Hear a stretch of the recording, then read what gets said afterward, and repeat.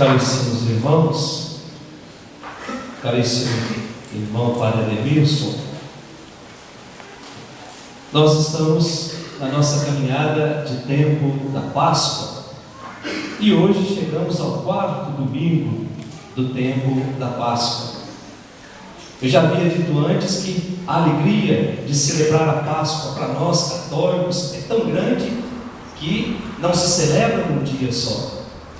Por isso que nós temos a 8ª da Páscoa, 8 dias celebrando esse evento que transformou o rumo da nossa história. E depois o tempo da Páscoa ele se estende até o dia de Pentecostes. Portanto, todo dia é dia de ressurreição.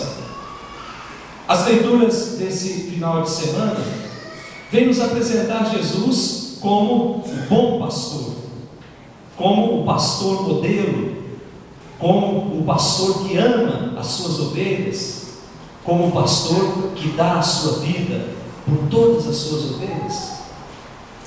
Primeira leitura que nós ouvimos, Atos dos Apóstolos, nos apresenta Pedro, ainda naquele evento, subindo para o templo de Jerusalém, em que Pedro e João cura um paralítico e gera toda uma discussão em volta dessa cura.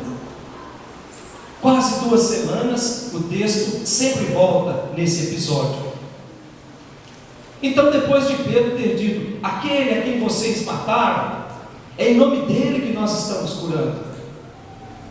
E hoje Pedro continua, mas com um diferencial, diz o versículo 8, agora cheio do Espírito Santo, para nos dizer, caríssimos irmãos, que cristão não anda sozinho.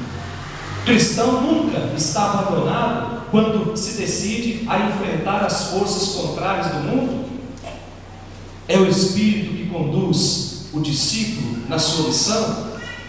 Aliás, essa já era uma promessa de Jesus lá no Evangelho de São Lucas, quando Jesus dizia o seguinte: não vos preocupeis com o que dizer. O Espírito Santo colocará palavras sábias nas vossas bocas. O Espírito Santo vos ensinará. Lucas capítulo 12, versículos de 11 a 12. Portanto, já é uma promessa de Jesus que o Espírito Santo vai conduzir a comunidade. Estar cheio do Espírito Santo, caríssimos irmãos, é o paradigma do discípulo de Cristo. E por estar cheio do Espírito Santo, Pedro tem até a autoridade de comparar a insensatez dos dirigentes do povo com a cegueira de um construtor que deixa de lado uma pedra principal da sua obra. E essa pedra principal, diz a primeira leitura, outro construtor vai aproveitar. Versículo 11 da nossa primeira leitura. Jesus é essa pedra principal, caríssimos irmãos. Jesus é a base desse grande projeto de Deus para a nossa vida. Jesus é a única fonte de onde brota a salvação. Jesus é o único canal através do qual a salvação de Deus atinge cada homem, atinge cada mulher. E isso nós já aprendemos ao longo de todo esse tempo. Quantas vezes Paulo dizia: quer ser salvo? Não precisa ficar cumprindo regrinhas. E eu até escandalizei alguém um dia dizendo que a salvação não consiste em vir à missa todo dia. A salvação não consiste em rezar o texto todo dia. A salvação não consiste em participar de um determinado movimento. Até porque eu posso fazer isso a vida toda e meu coração ainda ser um coração de pedra, um coração incapaz de perdoar, um coração incapaz de amar, às vezes até quem está dentro do mesmo telhado do que eu. Como é que a salvação entra na nossa vida se eu não sou capaz de abrir para essa salvação? Se eu não sou capaz de fazer a opção por Jesus Cristo? E Pedro está muito cheio do Espírito Santo para apontar o dedo na cara daquele povo e dizer: salvação é isso? É permitir que Deus haja na nossa vida pelo seu Filho Jesus? Gente, olha só a ousadia de Pedro, testemunhando Jesus Cristo num ambiente hostil, onde se debochavam dos milagres de Jesus, onde se dizia que Jesus expulsava, não é em nome de Deus, mas em nome de Beelzebul. onde se dizia que Jesus não estava cheio do Espírito de Deus, mas estava cheio de outra coisa, onde se debochavam dos seguidores de Jesus, Pedro teve a coragem de testemunhar Jesus Cristo nesse lugar. E nós somos convidados a testemunhar Jesus Cristo hoje. É engraçado que o mundo não mudou muito. O mundo continua ainda desprezando Cristo. O mundo continua ainda debochando daqueles que têm uma vida reta, uma vida santa, uma vida voltada para as coisas de Deus. O mundo ainda continua debochando da Eucaristia. Hoje eu recebi uma foto que eu achei escandalosa. Alguém quebrou a porta de um sacrário, de uma capela, aqui na Diocese de Osasco, e espalhou a Eucaristia pela igreja toda. O mundo ainda continua sendo hostil com a palavra de Deus. O mundo ainda continua não fazendo com que as pessoas entrem nessa dinâmica de vida nova. E nós somos convidados, a exemplo de Pedro, a dar testemunho desse Cristo.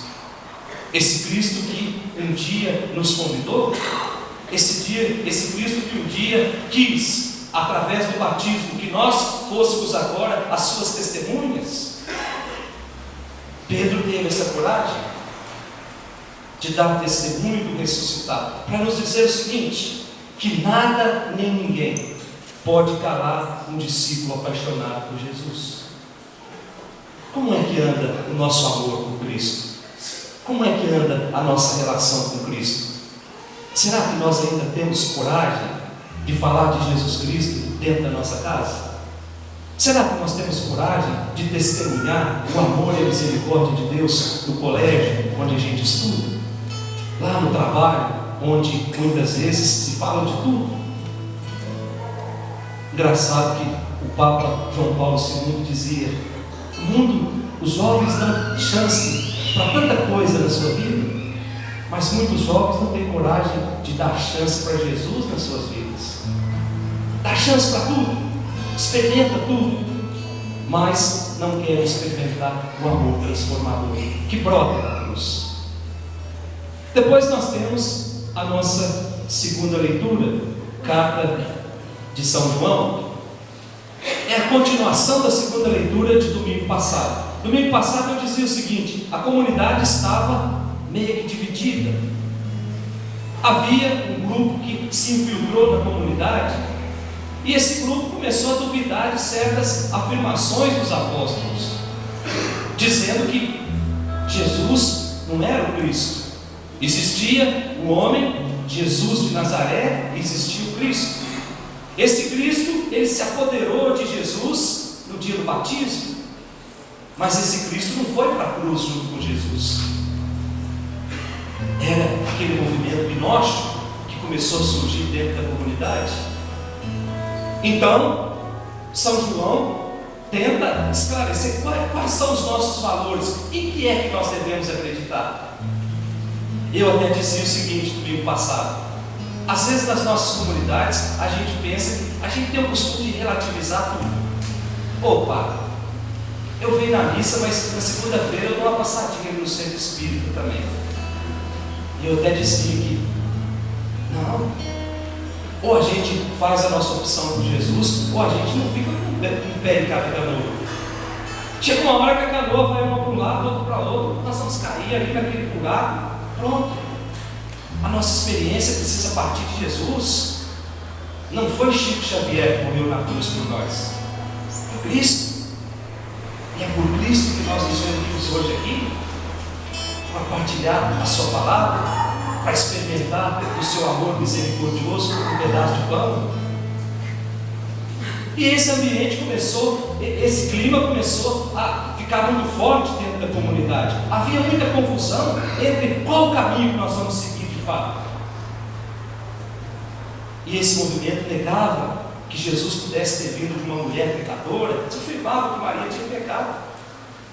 Negavam que Jesus pudesse ter vindo do céu, o Jesus, o Cristo. Existia o Jesus de Nazaré, o homem, mas o Cristo não. O Cristo não podia ter nascido de uma mulher. Então o autor da carta vem dizer o seguinte: nós somos filhos de Deus, e é preciso viver de forma coerente com essa filiação. Somos filhos pelo grande amor de Deus, e essa é a condição de sermos filhos. Ou melhor, qual é a condição para sermos filhos, se não fazer o que Deus fez? A segunda leitura de hoje, fazer as obras de Deus na nossa vida. É por isso que muitas vezes o mundo vai nos ignorar. É por isso que muitas vezes o mundo vai recusar essa proposta de salvação. Mas diz o texto lá no comecinho: se o mundo não conheceu Jesus Cristo, é porque não conheceu o Pai. Se o mundo não nos conhece, é porque não conheceu o Pai. Não conheceu porque não quis, porque o Pai se revelou em Jesus. E por fim nós temos o nosso Evangelho de hoje, o Evangelho de São João, capítulo 10, versículos do 11 até o versículo 18. O Evangelho deste domingo vem nos apresentar Jesus como sendo o bom pastor. Mas afinal de contas, gente, eu não sei se vocês já se perguntaram sobre isso. Aonde é que Jesus foi buscar essa imagem de pastor? Se ele é o bom pastor, é porque existia alguma coisa que não estava dando muito certo. Quando Jesus afirma: eu sou o bom pastor, por que é que ele faz isso? Aí nós precisamos voltar lá no Antigo Testamento, no livro do profeta Ezequiel, quando o profeta Ezequiel identifica os governantes do povo como sendo maus pastores, como sendo pastores que não estão conduzindo o povo para a vida. Muito pelo contrário, estavam conduzindo o povo por caminho de morte, por caminho de desgraça. Então dizia o profeta Ezequiel: Deus se cansou de tudo isso. O próprio Deus agora vai assumir a condução do seu povo, e Ele vai colocar à frente do seu povo um pastor que seja bom, o bom pastor. Que engraçado, gente. O profeta Ezequiel escreve esse texto no ano 650, 660 antes de Cristo.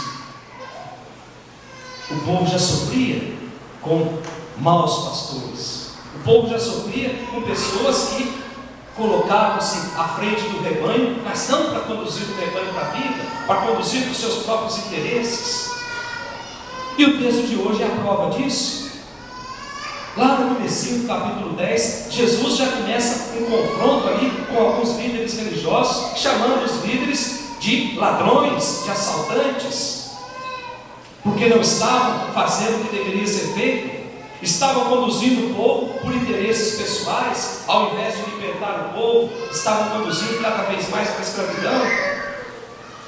Aí Jesus, nós temos um texto de hoje em que Jesus se apresenta como sendo bom pastor. Engraçado, ele usa o adjetivo bom para dizer o seguinte: eu sou o modelo de pastor, eu sou o modelo ideal de pastor. E Jesus explica por quê. Porque ele é capaz de dar a vida pelas ovelhas. Ele é capaz de consumir a sua vida para que as suas ovelhas possam ter vida. Aí depois ele faz um pequeno paralelo entre o verdadeiro pastor e o pastor mercenário. É engraçado, mercenário vem do latim mercenarius, que vem de mercê, comércio. Pastor mercenário, portanto, conduz as ovelhas por interesse, porque vê nas ovelhas uma fonte de renda, talvez.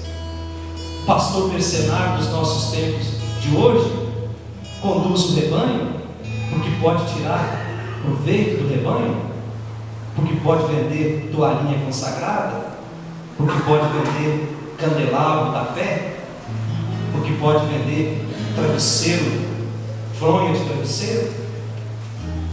Pastor mercenário é esse, que vê no rebanho uma fonte de renda, que vê no rebanho uma oportunidade, muitas vezes, de escravizar o povo, com correntes milagrosas e uma série de outras coisas. E como é que nós vamos saber separar quem de fato é o mercenário e quem de fato é o bom pastor? Como é que nós vamos saber separar? Jesus responde no Evangelho de hoje: Não é outra coisa senão a atitude de ambos frente a tudo aquilo que ameaça o rebanho. Ele até diz, frente ao lobo: o mercenário foge, porque não ama o rebanho. O mercenário foge porque o seu coração não está no rebanho. É por isso que, diante do perigo, ele abandona as ovelhas. O verdadeiro pastor não. O verdadeiro pastor é aquele que ama as ovelhas, é aquele que, diante do perigo, não abandona, é aquele que se arrisca, é aquele que está disposto a doar a sua vida, porque ele ama as ovelhas. Numa outra passagem, ele vai dizer: porque conhece cada uma pelo nome. Meus irmãos, que coisa extraordinária! Deus nos conhece pelo nome. Nós somos únicos. Por isso, Jesus é o modelo de bom pastor. Mas além de nos conhecer pelo nome, Ele conhece os nossos dramas, Ele conhece os nossos sofrimentos, conhece os nossos sonhos, conhece as nossas esperanças. Ele nos ama. E é esse amor incondicional que leva Jesus a doar a sua vida por cada um de nós. Vocês já pensaram, meus irmãos, quantas vezes Deus já podia ter desistido de nós? Mas Ele insiste, porque quer construir uma história de amor de cada um de nós. Vamos pedir para Deus essa graça nessa noite, que Ele nos faça fiéis ovelhas desse rebanho, que esse rebanho possa cada vez mais ouvir a voz do pastor, e esse pastor possa cada vez mais derramar-se de amor por cada uma de suas ovelhas. Louvado seja nosso Senhor Jesus Cristo.